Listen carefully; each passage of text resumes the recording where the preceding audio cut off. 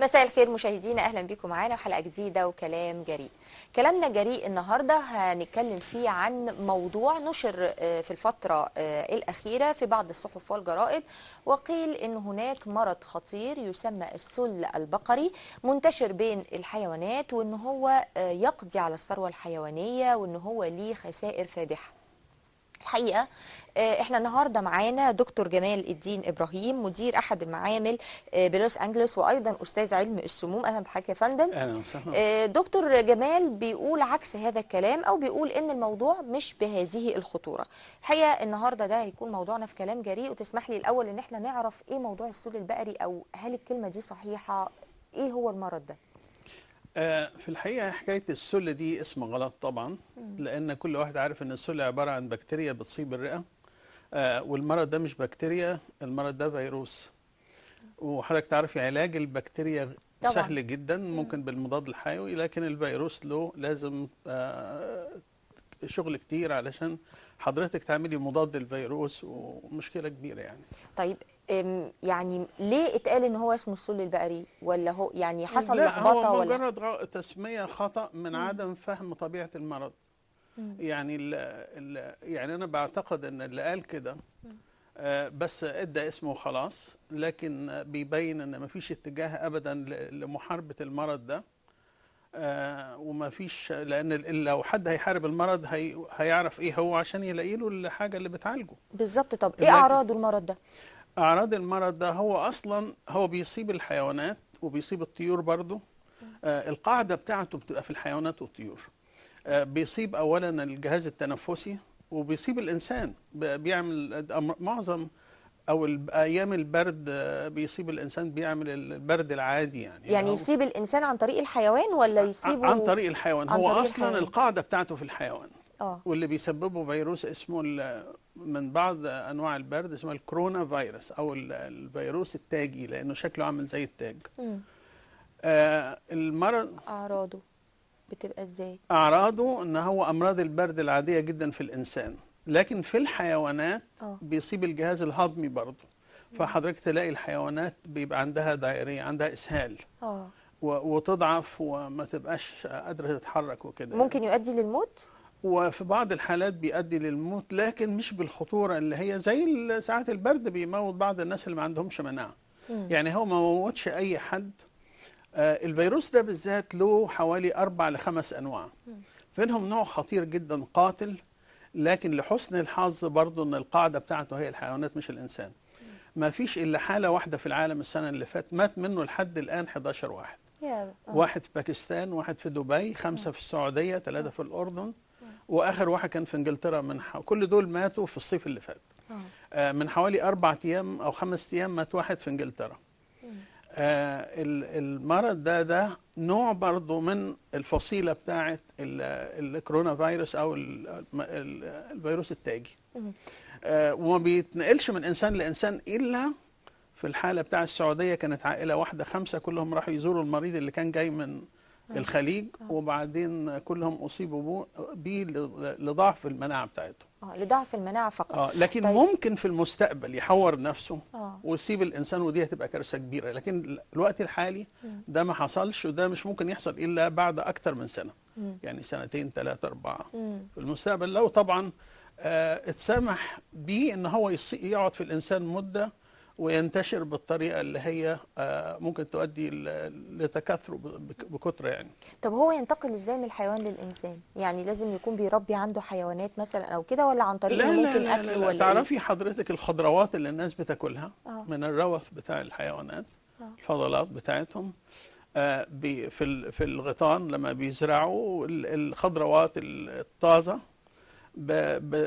والواحد لو ما غسلش الخضار كويس، او حضرتك تسلمي على واحد يكون ايده لسه منظف. ملوثه، لسه منظف او حيوان واحد أو يروح كاحح عنده المرض وحاطط ايده على بقه وبعدين يسلم على الناس، او واحد يعمل بصقه في الشارع لما تنشف ينتشر الفيروس في كل حته. طب يعني ده مش برضو مش حاجة سهلة، يعني لا يعتبر طبعا. زي الانفلونزا، يعني بيتنقل بسهولة، مش حاجة صعبة، مش صح، حاجة زي الانفلونزا في النوع المخفف منه. اه لكن في نوع قوي جدا الحمد لله ما بيصيبش الانسان لحد دلوقتي، زي ما قلت لحضرتك في العالم كله لحد دلوقتي 11 واحد بس. طيب قصة ان هم يقولوا عليه سل بقري، وان هو يجيبوا له كده، يبقى زي ما حضرتك قلت احنا بنعالج حاجة غير حاجة، ده ليه يعني؟ هل مثلا هو عشان احنا اصلا ما فكرناش في العلاج يعني. اه يعني احنا لو في كنا فكرنا في العلاج، يعني حضرتك تشوف واحد عيان عندك ايه، سلامتك. لكن لو حضرتك عندك نية تعالجيه، طب عندك ايه وايه الاعراض، وانا حضرتك تفهمي الاعراض كويس وتعرفي فين المرض وتجيبي له الدواء الصح. لكن بيبين ان مفيش نية من ناحية وزارة الصحة على الاقل يعني انها تعالج المرض ده. طب وتشخيصه هل يختلف؟ يعني الأعراض شبه الأنفلونزا، الإصابة شبه الأنفلونزا، لا، أعرفه تشخيصه إزاي؟ سهل جدا. حضرتك تاخدي عينة والميكروسكوب تحطيها في الميكروسكوب بيبان، يعني بيتعرف، أو أعراضه معروفة جدا، سهل أوي. التشخيص في المعمل سهل جدا. عن طريق المعامل يعني. تحاليل، تحاليل. تحاليل. طيب في فيروس منتشر في السعودية الآن، شبه السارس كده، هو كل ده دي سارز، كل اه دي سارز. اه سارز اللي هو اختصار لكلمة التهاب السل الرئوي الحاد. آه، اللي هو acute severe pulmonary syndrome، او respiratory syndrome، اللي هو اختصار كلمة الالتهاب الحاد للرئة. هو ده بيسببه المرض ده، بيسببوا نفس الفيروس ده؟ بيسببه الفيروس ده. ما هو الفيروس كورونا فيروس المسبب للمرض سارس، زي ما حضرتك تقولي الاتش اي في المسبب لمرض الايدز. ايوه ايوه آه. طيب امال هم يعني خطأ بيسموه او بيقولوا عليه لا شبيه السارس، طبعا، ده خطأ؟ ما فيش علاقة ما بينه فيش وبين علاقة. السل أبدا. اه يعني اه هم بيسموه سل عشان العلاقة بينه وبين الرئة. اه لكن ده لا يعني ان هو، لكن احنا عاوزين نتكلم كلام علمي، لازم نقول ان هو فيروس ومش بكتيريا. مم. طيب ازاي اننا نقدر ان احنا نوقي نفسنا من هذا المرض؟ آه واحد، نظافة. اثنين، نظافة. ثلاثة، نظافة. أربعة، مم. نظافة. مم. مم. وانا اقول لحضرتك المناعة يعني زي بس حضرتك الوقاية. قلت برضو حاجة خطيرة جدا، انه عن طريق الخضروات والحاجات دي احنا مهما يعني، هل في حاجة محددة مثلا تتحط على الخضروات وهي بتتغسل تقدر ان هي تقتل فيروسات، تقتل بكتيريا، ولا مجرد المية ممكن انها تنزل مجرد الحاجات المية دي؟ ممكن تغسله، بس حضرتك الله. لما تغسل الخضار ورقة ورقة. امم يعني حكاية البقدونس، عشان في أمراض تانية كمان، في الدودة بتاع الفاشيولا بتبوظ الكبد موجودة في يعني بصراحة معظم الناس اللي هم يعني أنا مثلا ما أكلش أي خضار في مصر، لأن صعب علي إن أنا أقعد أغسل ورقة ورقة وما أعرفش المصدر بتاعه إيه. ما ينفعش مثلا نحط خل او حاجة واحنا بنغسل الحاجات دي؟ مش ممكن تقتل؟ والله المية كفاية يعني. اه الخل ممكن حضرتك يعني مية مخففة بشوية خل ممكن او اللي عندهم بيرمنجانات ممكن الحاجات دي. لكن الميه لو حضرتك نزلتي عليه ميه وغسلتيها وشفتي ان هو نظيف جدا، ده يكفي يعني. وحضرتك طبعا تنشفي الخضار قبل طيب الاكل. اذا كنا قلنا ان المرض ده هم يعني زي ما احنا قلنا مش مصنفينه بشكل صحيح، طيب امال على اساس ايه المبالغه الزياده عن اللزوم ان هم عاملينها؟ يعني ان في مرض خطير وانه ممكن يقضي على الثروه الحيوانيه، وهل ده مثلا لبيع امصال او لشكل تجاري معين؟ لا، هي مجرد ان حضرتك تخلي الخبر له الوان كتيره. اه يعني مجرد ان الخبر يجذب الانتباه. لكن لا، الثروه يعني الحيوانيه مش. شكل صحفي فقط، يعني بالظبط، ملوش علاقه بالظبط كده. هو مش، هو ما فيش تهديد للثروه الحيوانيه منه، لان اعراضه ما بتوصلش لدرجه الموت الا في النفوق. حالات قليله جدا جدا اه جدا. اه طيب حضرتك اتكلمت عن النظافة بشكل عام بقى، يعني إن حتى لو خرجنا من نعم، الموقف ده، حضرتك قلت النظافة ثم النظافة ثم النظافة. نعم. لو اتكلمنا عن النظافة بشكل عام، ايه الأمراض الجديدة اللي أو حتى مش جديدة لكن اكتشفوا مؤخرا إنها ممكن إن يكون نظافة بسيطة جدا هي السبب فيها؟ آه زي تنظيف الأسنان مثلا، زي ما اتكلمنا كده قبل الحلقة. تنظيف الاسنان في اه برضو. مصر بالذات حسب احصائيات الامم المتحده بتقول ان مصر فيها امراض صمامات القلب. مم. ولو حضرتك تتصوري ان 60% من امراض صمامات القلب بتيجي من الاسنان. امراض صمامات القلب من الاسنان؟ من الاسنان من بالظبط. عدم نظافه الاسنان يا دكتور، ولا من ان انا اهملها؟ يعني عاده احنا ممكن نغسل الاثنين، وممكن من الطبيب الاسنان. يعني مم. طبيب الاسنان ممكن يسبب للمريض فيروس سي، ايوه. اللي هو حالات كتيره يمكن اتكلمنا عليها مره قبل كده. ممكن لكن البكتيريا اللي بتوصل للسنان يا اما من طبيب السنان ان هو ما يكونش نظيف بسبب عمليه الروت كانال، اللي هي الفحر اللي في السنان عشان يحط ايوه، سنه حشو صناعيه، او حشو، ايوه اه. بالظبط.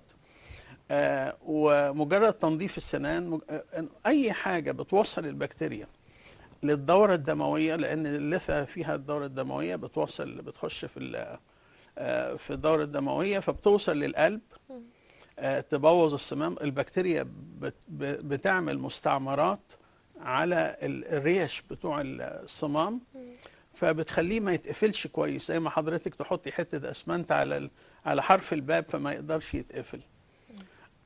وبعدين وبتعمل كمان جلطات صغيره ممكن تعمل ستروك، اللي هي في المخ. ايوه. انسداد في شرايين المخ، ممكن تجيب لا قدر الله شلل والموت. بعض الاوقات ممكن تعمل تبوظ الكبد، ممكن تاثر على الكلى.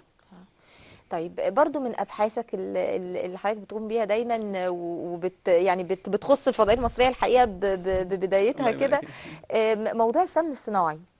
ايه بقى قصه السمنه الصناعي؟ ده مشكله ممكن تانية تسبب للقلب ايه؟ في مصر.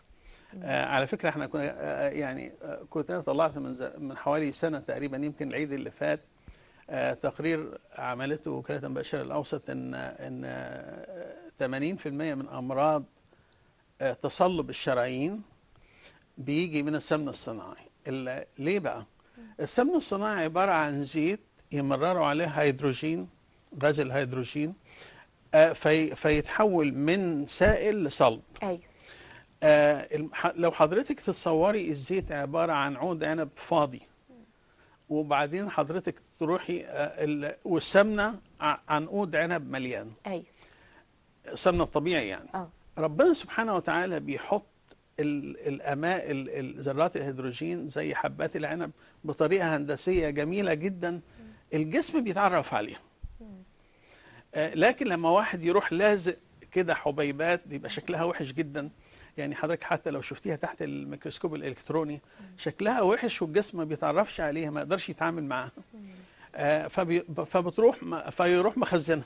ايوه. الطريقه الوحيده اللي تتخزن فين؟ يا اما على الكبد، يا اما على الكلى، يا اما على جدار الشرايين الداخلي، يا اما على القلب، او في شرايين المخ. طب ده الافضل ان احنا ناخد زيوت احسن، يعني ان احنا نستخدم زيت قطعاً. احسن، او سمن طبيعي بقى اللي عايز يعني حضرتك اولا حضرتك تعرفي ان السمن الصناعي من غير مبالغه عباره عن سموم. ده حقيقي. لانها ماده غريبه على الجسم، والسموم هي الماده الغريبه اللي الجسم ما بيتعاملش معاها. بعض السموم بيقتل على طول، وبعدها بيقتل بعد مده. فدي خطيره جدا يعني. فحضرتك تستخدمي الزيت. لو حضرتك بتحبي النكهه بتاع السمنه، حضرتك تحطي يمكن خمس الكميه سمنه بلدي او زبده، لكن صناعي لا. لان السمنه البلدي الجسم بيتعامل معاها وبيكسرها بطريقه طبيعيه، لان احنا جزء من الطبيعه، يعني ما نقدرش نبعد عن الطبيعه. ده اكيد ان الرجوع لاي حاجه طبيعيه ده اكيد مفيد جدا. لكن هل ده بيسبب شيء في المناعه؟ يعني ده بيؤدي ان المناعه تبقى ضعيفه؟ بيؤدي قطعا. حضرتك يعني لما تفسد الدوره الدمويه هيفسد الدوره الليمفاويه اللي هي مسؤوله عن المناعه. والجسم عامل زي الاواني المستطرقه، يعني لما حاجه بتقل فيه الثانيه بتقل. ايوه. فطبعا بتقلل المناعه جدا، والانسان يبقى عرضه للاصابه بامراض كتيره. طب ايه الحاجه اللي احنا ممكن نعملها نقوي مناعتنا؟ نقوي المناعه يعني المناعه من غير كلام. هقول لحضرتك حاجه، يعني يمكن للاسف بعض الاطباء ما بيقولوهاش للمرضى. بيدوروا على الحاجات الكبيره جدا، لكن اقل حاجه واسهل حاجه ما حدش بيقولها، ودي ليها التاثير الاكبر. أيوة. يعني اول حاجه نظافه القولون، اللي هو الاخراج في الجسم. ايوه. تعرفي حضرتك انا قريت بحث من حوالي 6 شهور بيقول ان الجسم يحتوي على 3 أرطال من الميكروبات. أيوة. تقريبا قد مخ الانسان. الجسم العادي النظيف يعني. جسمنا بيحتاج على 3 أرطال، يعني حوالي كيلو وتلت كميه ميكروبات. تصوري بقى حضرتك واحد جسمه ملوث يمكن 5 ارطال، فكميه الميكروبات دي كبيره جدا. ف فاول حاجه لازم المريض يعملها ان هو ينظف القولون بتاعه، وبعدين يفكر في اي حاجه تانية. يفكر في الفيتامينات، يفكر في المقويات، يفكر طب ازاي يا في فندم ينظفوا يعني هقول لحضرتك اسهل حاجه في الدنيا للقولون هو الزبادي. يعني لو واحد يصحى الصبح ياكل معلقه عسل او يحطها في ميه، وبعديها ب10 دقائق ياكل معلقه زبادي، ودي سهله جدا، ويمكن احسن زبادي لو حضرتك بتعمليه في البيت مش اللي بتشتريه من بره. لان الزبادي فيه الاسيدوفيلس اللي هي البكتيريا النافعه، فدي بتخش القولون وبتعيش هناك وبتكسر الاحماض السكريات بتاعه اللبن. وإلى في ناس حضرتك لما بيجي يشرب لبن بطنه بتكركب ليه؟ ليه عشان ما عندوش بكتيريا نافعه في القولون بتاعه، فيضطر الجسم ان هو يكسرها بطريقه كيماويه. ومن المخلفات بتاع التكسير الكيماوي ده غاز ثاني اكسيد الكربون، فبيروح طالع على المعده وعامل حموضه، فتلاقي حضرتك بطنه تكركب ويعمل حموضه وما يعرفش. وهو واخد زبادي. لا، لو خد زبادي خلاص ده مش هيحصل، لان لكن البكتيريا النافعه بتعملها. لو ما خدش زبادي ده اللي بيحصل. ده اللي بيحصل. يعني حضرتك يعني كان زمان مثلا عندنا يقولوا ايه، نحط انزيم يكسر اللبن في اللبن اللي بيتباع في امريكا. دلوقتي احنا نقول للمرضى لا، كل زبادي عشان انت يبقى عندك البكتيريا النافعه اللي هي هتكسر سكريات اللبن اللي هو اللاكتوز. فمش هيبقى فيه مشكله يعني. طب دكتور، يعني بما اننا بنتكلم عن الزبادي نتكلم شويه عن اللبن. حضرتك قلت حاجه غريبه برضو قبل كده سمعتها منك، انه اللبن خالي الدسم ممكن انه يتخن. بالتاكيد. ازاي بقى؟ اللبن خالي الدسم بيتخن ليه؟ ده ما بشربش غيره يا دكتور، اوعى تقول كده. لا، ممكن حضرتك تحط عليه مثلا 1%. اللبن العادي حوالي 4 من يعني نص دسم معقول كويس. ممكن معقول. ليه بقى؟ لان لما اللبن اللي بيتخن في اللبن، يعني دي حاجه عجيبه، يعني مش كميه الدهون بتاعته، لان كميه صغيره جدا، 2-3% او 4% بالكتير، 3.5. اللي بيتخن في اللبن هو كميه السكريات اللي فيه. هو فيه سكر اللاكتوز اللي هو سكر اللبن.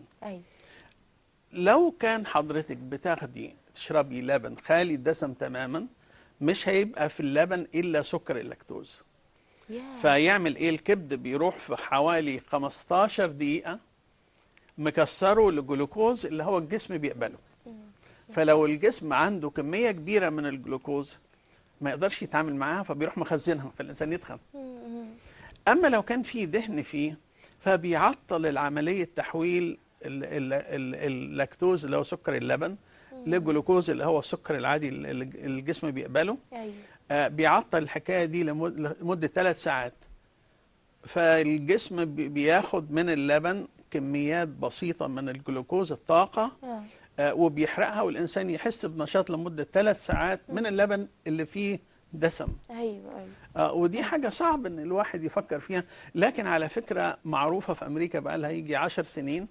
لكن صناعه الالبان في امريكا ما بتحبش تقولها، لان بيستفادوا بالنهايه بقى من ان هم من بقى والكلام ده من والبتاع والحاجات دي.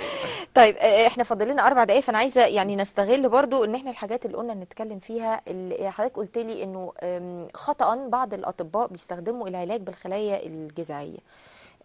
ازاي يا فندم؟ والله انا شفت مرضى، يمكن المره دي المره اللي فاتت، كل واحد بيقول لي الدكتور بتاعي حقن لي خلايا جذعيه في الكبد وفي البنكرياس عشان يعالج الفيروس سي ويعالج السكر. وده بصراحه يعني ده غلط، لان ما فيش الخلايا الجذعيه لحد الان في مراحل التجارب. يعني بس من حوالي كم اسبوع في دكتور في مستشفى جامعي في لوس انجلوس اسمها سيدر سايناي بيعمل تجارب، خد موافقه من الFDA اللي هي منظمه الصحه والتغذيه، يعمل ان هو يغير صمامات القلب بالخلايا الجذعيه وبالمنظار. يعني حضرتك عمليات فتح القلب في يمكن سنه او بكتير هتبقى تاريخ قديم، هتبقى بالمنظار، حاجه قديمه بالمنظار. انا شفت واحده من العمليات دي بيدخلوا من الرجل من الفخذ وبعدين بيدخل الاول البروب، فبيروح منظف مكان المنظار القديم، وبعدين يدخل تاني الصمام اللي بيتفتح، لان الصمام لما بيترسب عليه حاجات زي ما قلنا من شويه ما بيقدرش يتقفل كويس. ايوه. فالخلايا الجذعيه دي ما نجحتش لحد الان الا في ان هم ياخدوا دهون من الجسم، ياخدوا منها خلايا جذعيه ويحقنوها في النخاع، او دلوقتي في القلب زي ما قلنا. لكن ان اي دكتور عادي يجيب خلايا جذعيه ويحقنها في اي حاجه، ده عباره عن دجل، مش اكتر من كده يعني. لانه لسه موضع دراسه. انا بناشد الاطباء والله، يعني حرام، المريض انسان منكوب او انسان في ازمه، وما نقدرش نستغله علشان خاطر بعض الناس دلوقتي بيستخدموها في عمليات التجميل والحاجات دي، الكلام ده برضه او صح ولا تكبير لا؟ الصدر. الكلام ده بيحصل، لكن ما فيش تجارب عليه تثبت ان هو بيعمل تأثير كبير.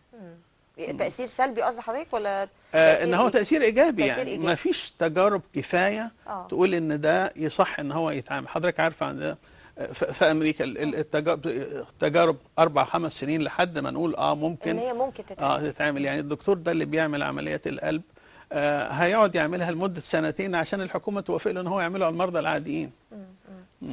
طبعا انا بشكر حضرتك جدا دكتور جمال الدين ابراهيم، مدير احد المعامل بلوس انجلس، وايضا استاذ علم السموم.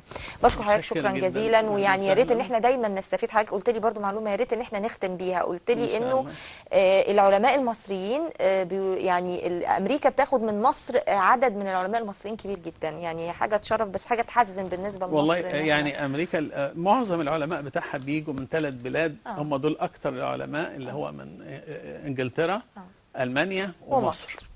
يعني ما فيش مستشفى حضرتك تخشيها في امريكا الا وتلاقي فيها من 7-8 اطباء تلاقي 1 أو 2 مصريين وناجحين جدا. يعني بشكر حضرتك طبعا، وهو على قد ما هو حاجه فخر بس على حاجه تحزن بجد ان احنا مش عارفين نستفيد من علمائنا هنا في مصر. بشكركم مشاهدينا، ويا رب تكونوا استفدتوا من حلقتنا النهارده، والى حلقه اخرى وكلام جديد.